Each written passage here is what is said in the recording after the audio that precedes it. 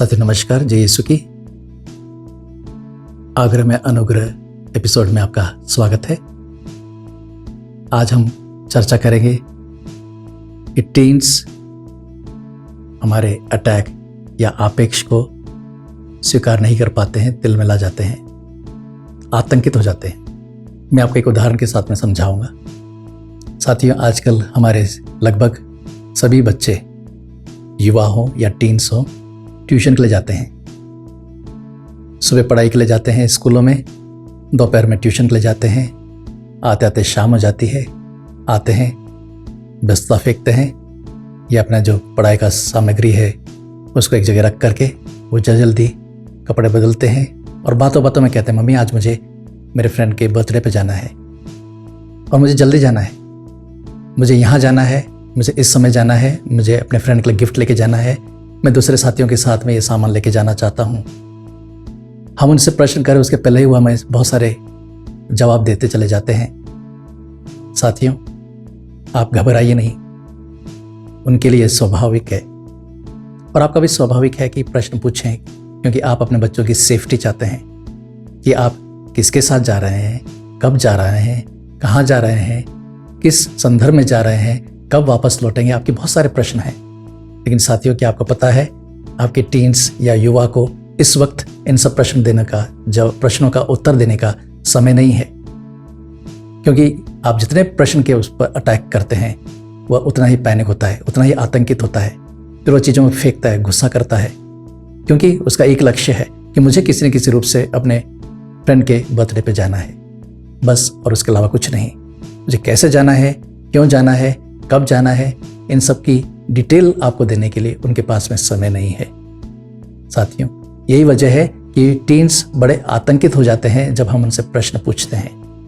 धैर्य रखिए, अवश्य वे सभी चीज़ों का आंसर सही समय पर देंगे, क्योंकि वो बार बार कहते हैं मैं आने के बाद में बताऊंगा, पूरी डिटेल बताऊंगा। साथियों, आज के बच्चे या युवा या टीनेजर्स ऐसा ही अपना जीवन जीते हैं। वो नहीं चाहते हैं कि आप उनसे प्रश्न करें, आप उनके निर्णय के बाधक बने, क्योंकि उनके पास में इस वक्त समय नहीं है। इस वक्त आपको जवाब देने के लिए उनके पास में समय नहीं है, या उनको अपनी एक्सप्लेनेशन देने का समय नहीं है। आप विवश न हो, बल्कि प्रोत्साहित करें बच्चों को कि किस तरह से उनको इस कार्य के लिए आगे बढ़ना है, यानी कि उस इवेंट के लिए वो किस प्रकार से आगे बढ़ सकता है। और यदि समय होगा तो वो अवश्य आपको समय के अनुसार बताएगा। ध्यान रखें, क्योंकि ये बहुत इम्पॉर्टेंट है, बहुत ज़रूरी है कि हम ऐसे समय में जब हमारा बच्चा या हमारा युवा या हमारा टीन उतावला है अपने कार्य को पूरा करने के लिए और उसने ठान ली है, तो आपको निर्भीकता से, संयम से उसमें उसका सहयोग देना है। आपको अपने बच्चे पर विश्वास करना है और उनका विश्वास जीतना है। वो आपको अवश्य बताएगा कि उसकी क्या सोच है और वो क्यों ऐसा कर रहा है।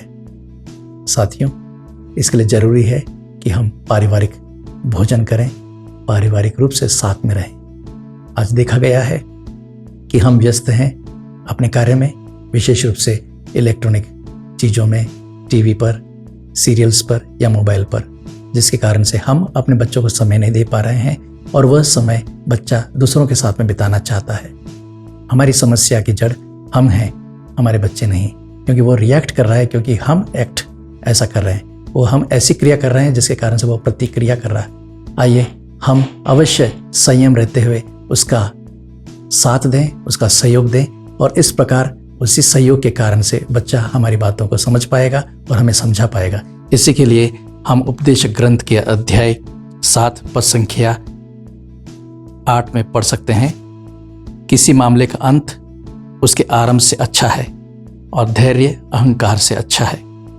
आसानी से उत्तेजित मत हो, क्योंकि मूर्खों के हृदय में क्रोध का निवास करता है।